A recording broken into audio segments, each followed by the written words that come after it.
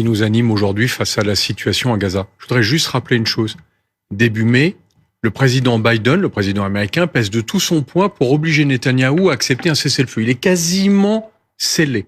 Netanyahou lance son offensive contre Rafah. La Cour internationale de justice ordonne à Israël de stopper cette offensive. Pourquoi ? Parce qu'il y a plus d'1 million de déplacés qui sont là. Cette offensive va être un massacre. Or, depuis 7 mois, on assiste juste à une succession de massacres sur la bande de Gaza. Pourquoi ? Parce que Netanyahou poursuit des terroristes, alors qu'Israël a une très grande expérience de la lutte antiterroriste, avec des bombes, allez, je vais résumer, d'1 tonne. On chasse pas des termites en écrasant les maisons. Ou alors on fait un massacre. Et c'est ce qui se passe. Or, après 7 mois, quels sont les objectifs qu'avait affiché Netanyahou ? 1. De détruire militairement le Hamas. Le Hamas, dimanche, tire une salve de roquettes contre Tel Aviv pour bien montrer, alors là, si vous croyez en avoir fini avec nous, vous pouvez toujours courir. Le deuxième objectif était de libérer les otages.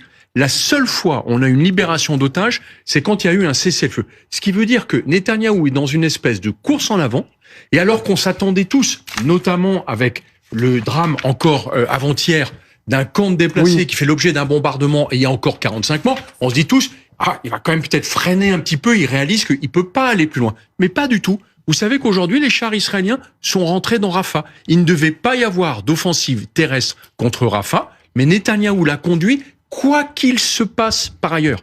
Et donc, oui, aujourd'hui, je pense que tous les pays européens et tous les pays qui souhaitent la paix au Proche-Orient sont désespérés parce que Netanyahou est devenu totalement autiste à tout ce qui se passe chez lui, y compris de sa propre société, qui commence à réaliser qu'il l'emmène directement vers une catastrophe.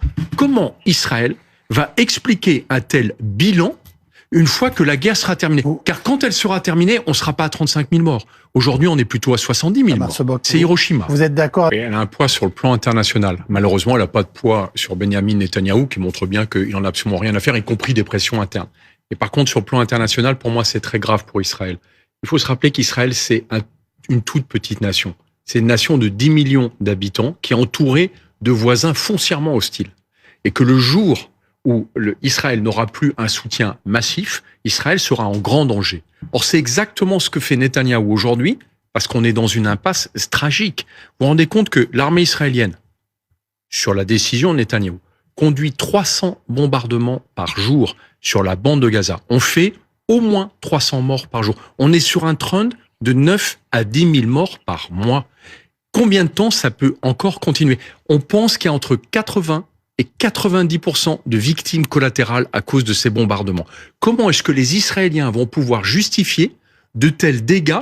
Tout ça pour avoir tué quoi ? 8 à 10 000 miliciens du Hamas ? Et que le Hamas perdure, dont le chef, de toute façon, est au Qatar. Donc il ne craint absolument rien. Le chef du bureau politique. Mais donc ça veut dire que la stratégie de Netanyahou est une impasse totale. Et par contre, quand les Israéliens vont voir la note, la facture, comment est-ce qu'ils expliqueront au monde entier qu'ils ont pu commettre un massacre en riposte à l'attaque terroriste du 7 octobre ? C'est totalement disproportionné. Comment en Israël on vit en ce moment cette évolution des positions occidentales, pour dire les choses simplement, Tamar Sobok ? Et déjà...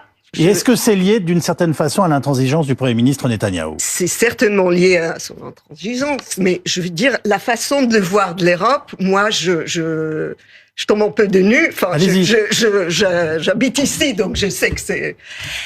Pour les Israéliens, le fait qu'on parle de massacre à Gaza et qu'on oublie déjà la cruauté... Mais personne n'oublie ce qui s'est passé le 7 octobre, c'est faux. Ça s'entend de moins en moins. Maintenant, demain, le Hamas rend les otages, la guerre est finie. Netanyahou ne pourrait plus rien dire. Après, au niveau de chiffres, pareil, les chiffres, ils sont énormes. Ils ne devraient pas l'être. Les civils ne devraient pas être au milieu de tout ceci.